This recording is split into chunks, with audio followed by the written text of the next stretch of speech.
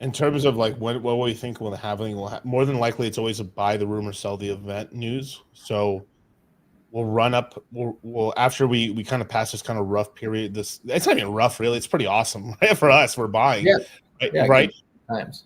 It's bad for the guy who just the all. You guys will soon learn what the all in guy is. And all It's these good other for the 400 plus people, who are taking the Q1 crypto mindset course.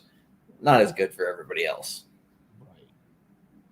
So, so basically, what's happening is that, um, we could go maybe sideways, slightly down, sideways, slightly up in February, and then we're more than likely we're going to ramp up in price quite significantly in March. Yep, And especially the second half. especially the second half of March, then it's going to cool off, and around April it's probably going to dip because the halving's over, and that's the hype thing. But the thing is it's sort of like when the halving happens, it's kind of like the grand opening. Everyone's anticipating it's really cool, and then from there, boom, it finally can expand out months later. Two, we have a big macro event, which is the Fed meeting on May 1st. I believe that's when rates cuts. So we could have a sort of situation where like April, May are kind of very soft, weak months. One half because the halving is over, the other half because guess what?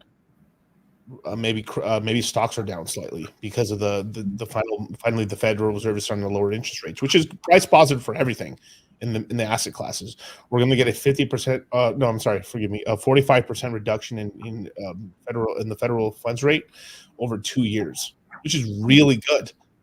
Bull markets are usually 2 years, so that's good.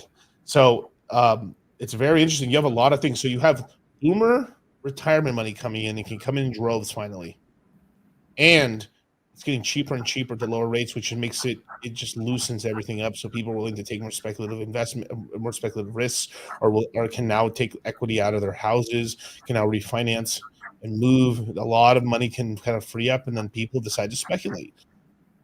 Very easy. So right now we're just setting up these pitches really easy, and doesn't mean that you guys won't make some lucky hits or some spectacular fuck ups, but there's time right now, and this is why we've launched the crypto mindset course right here at this point right now, because we really believe that this is where you can really set yourself up and stuff like